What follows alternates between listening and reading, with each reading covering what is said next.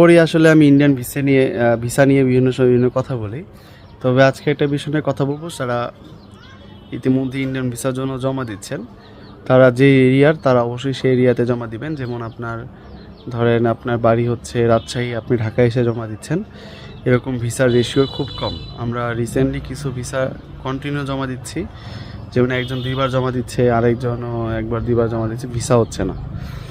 তো এটা একটু সেন্সিটিভ বিষয়, বর্তমানে কিন্তু এরকম ভিসা হচ্ছে না।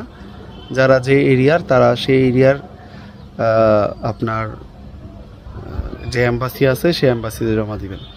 একটু সময় লাগতেছে, ধরেন 1 মাস, কিন্তু এতে কি হবে, আপনি ওই এরিয়ার ভিসাটাও পাবেন, সময়টা বেশি লাগলেও ভিসাটা হচ্ছে। কিন্তু আপনি ঢাকায় 2-3বার আসতেছেন, এক হচ্ছে খরচ, কস্টলি, প্লাস হচ্ছে সময়। যেমন আপনি ধরেন 1বার জমা দিলে মিনিমাম 7 থেকে 10 দিন লেগে যাচ্ছে, তা আবার 2বার জমা দিচ্ছেন, 15 দিন